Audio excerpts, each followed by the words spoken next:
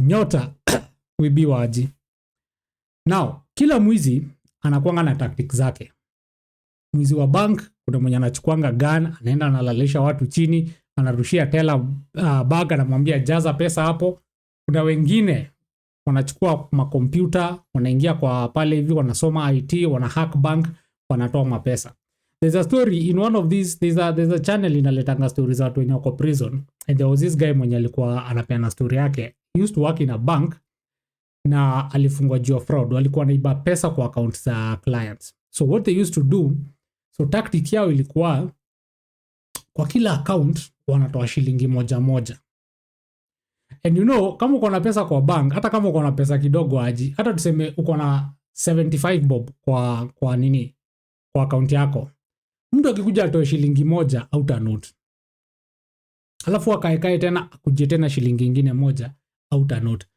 But huyu mtu anatoa 1 shilling kwa account kama 2 million. So every time ameiba shilingi moja moja, huyu mtu ameiba 2 million. So akiiba mara 5, huyu mtu ameiba 10 million na nyinyi hakuna mtu ana notice hata mmoja. So eventually walifanywa audit wakashikwa, but that was their tactic. So I sat and asked myself, nimekuwa nikiongea about kuiba Nyota na watu wengi ni kama wana idea wanaibiwa. So nikajiuliza, which is the best way to explain to you zile tactics watu wanaibiwa nazo Nyota, so that hata wewe mwenyewe kama uonangi ni kama unaweza ibiwa ama unafikiria life yako iko sawa, uangalie uone if any of these things is happening to you. Because right now what is happening, kuna Nyota zinaibiango at a personal level, hata sasa hiyo ni mtu mwenye anakujua ama mtu mwenye mko around na yeye who is going against you, na kuna sasa zile zingine zinaibiwa at a wholesale level. And this is where we talk about spiritual warfare.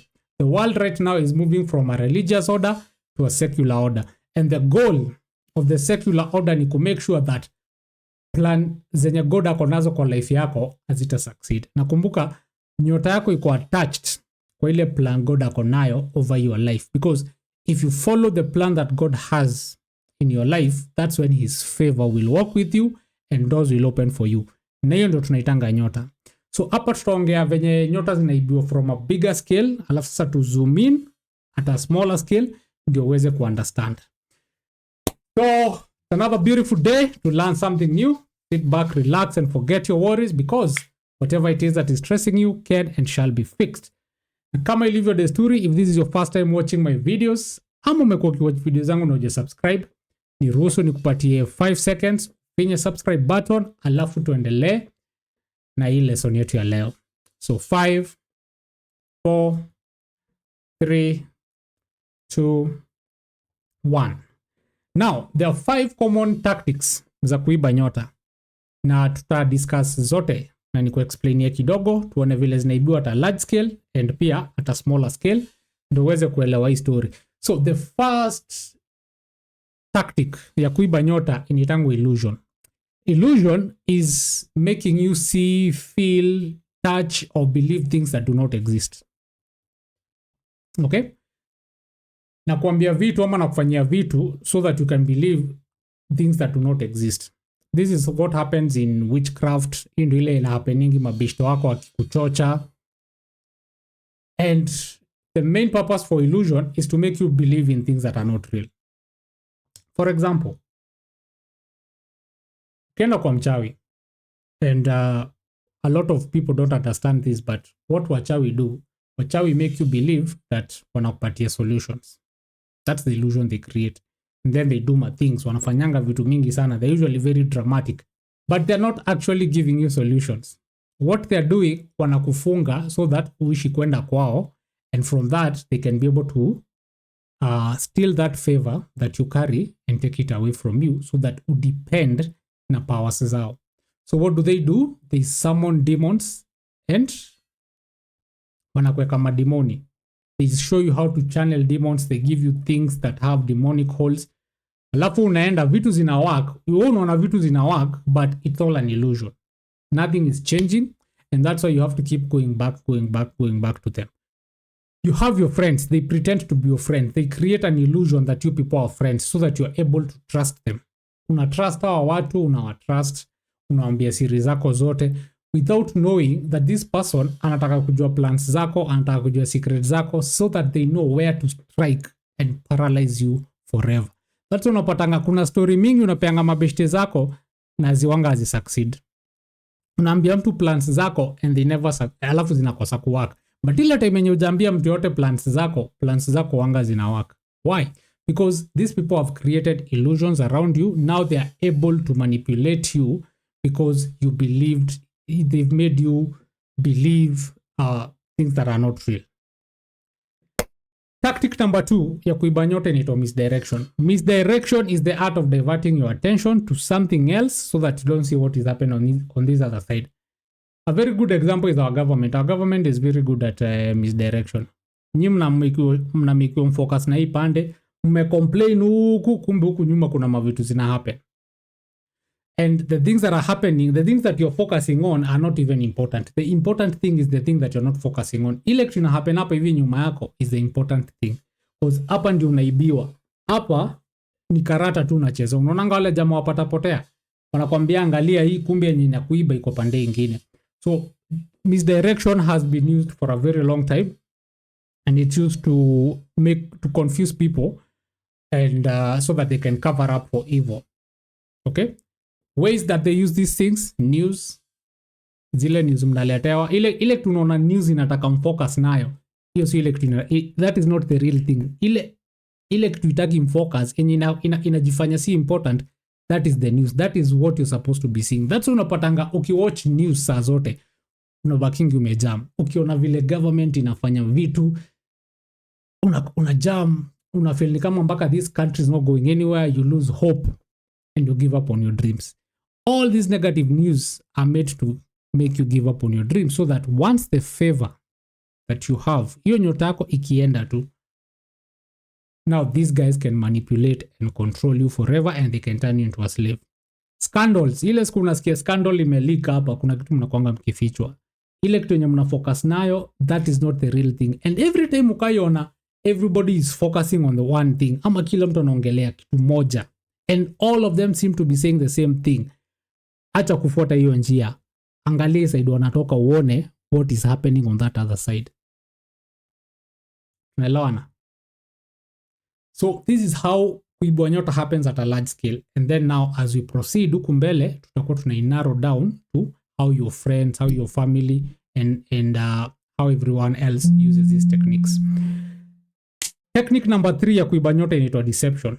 Deception is misrepresenting the truth. Nakwambia kitu si ukweli, but ina sound kama ni ukweli, and I make you believe that is the truth. And there is a difference between deception na lying. Lying is telling you a statement that is not true. Kudanganya ni kukwambia kitu si ukweli. And also, kudanganya is a form of deception, but deception is not a form of lying. Deception is just misrepresenting the truth. For example, when somebody comes and makes you believe that, it rains everywhere, marriages don't work, that's deception. They want you to believe that marriage don't work so that either usiolewe, ama kama uko kwa marriage na iko na mashida, you don't fight for it.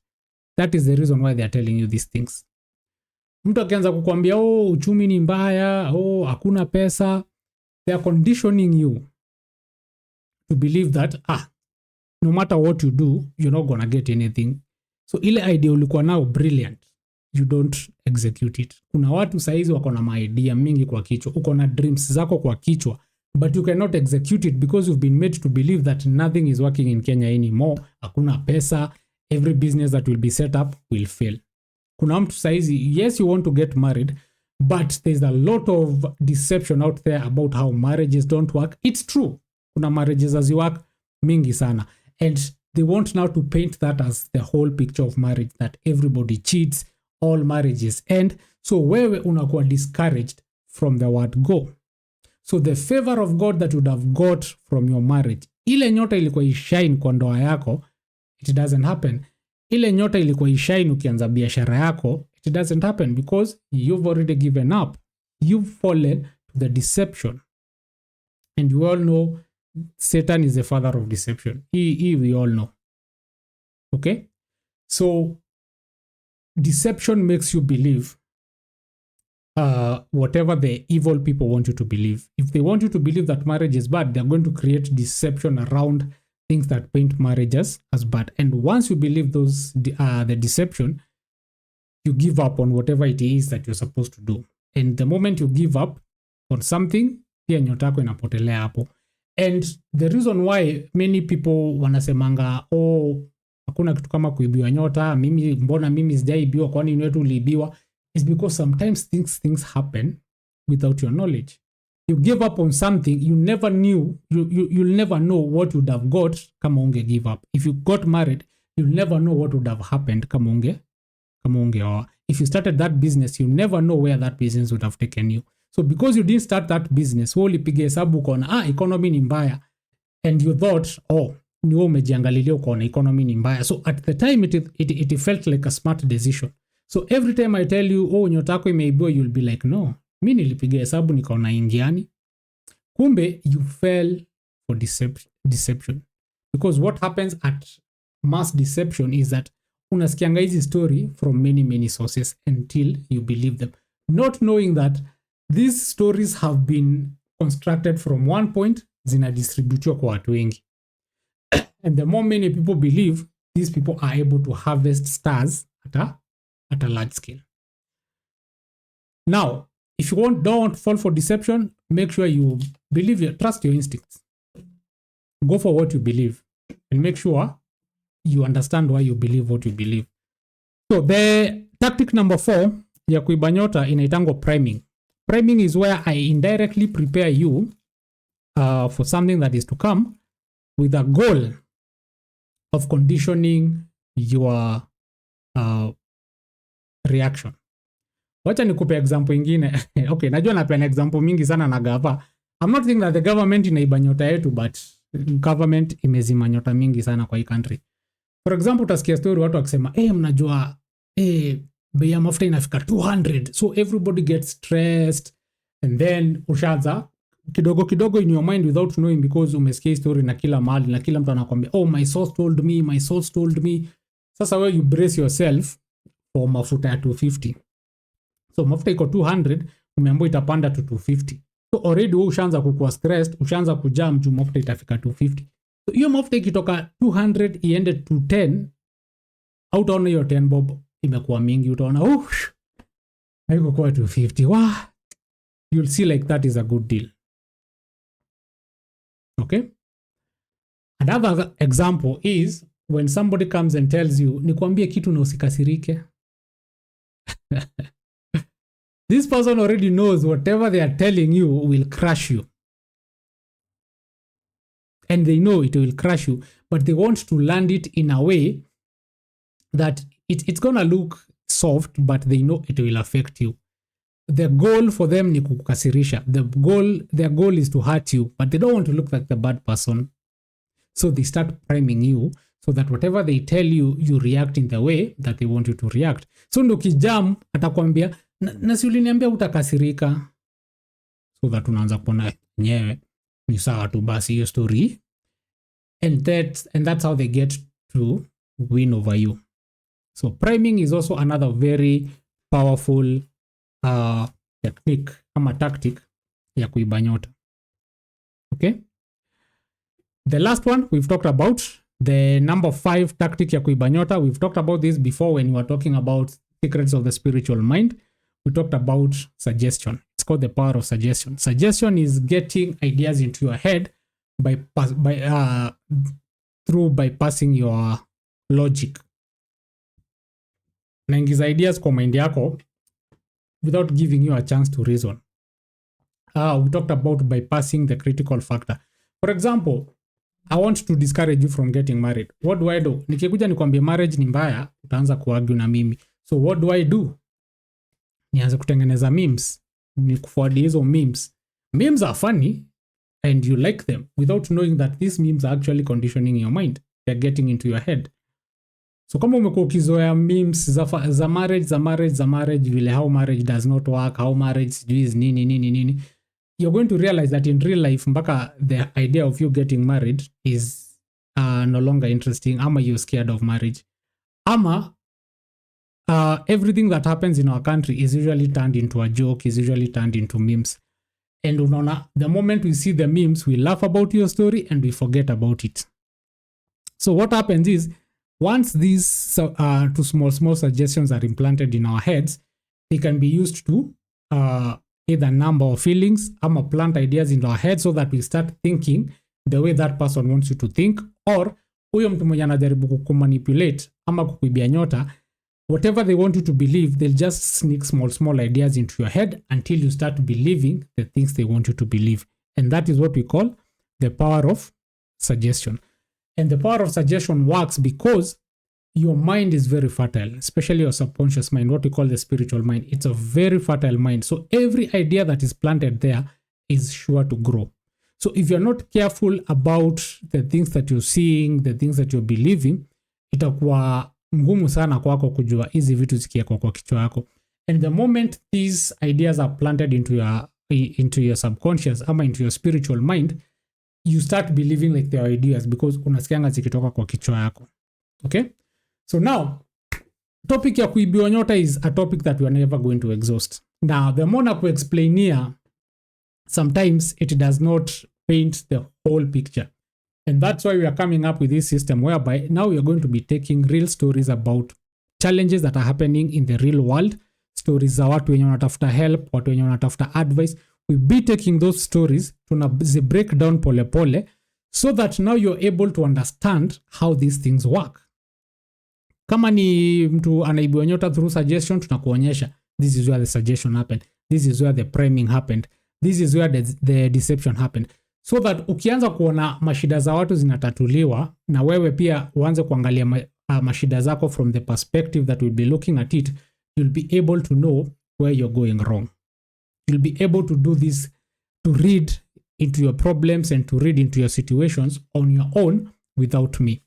So kama uko na story, ama kuna kitu nakutatiza and you'd want us to use your story ama your situation as an example, we break it down, tuone mahali shida iko, tuone vile ili happen, na tuone what you need to do to get the best results that you want, just send me an email, askbonichama@gmail.com, and then I'll be picking those stories.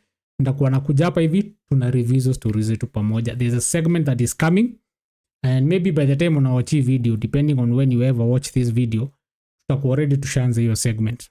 So send me your stories, askbonichama@gmail.com. Tell me your story, and then we're going to break down your story pole pole, tuangalie pali shida ziko, and then we find solutions for you na tuweze kukurudishia nyota yako. Thank you for watching. I always appreciate you taking your time from your busy schedule kunisikiza. I never take it for granted. And for that reason, I hope I'll see you in the next video. Peace.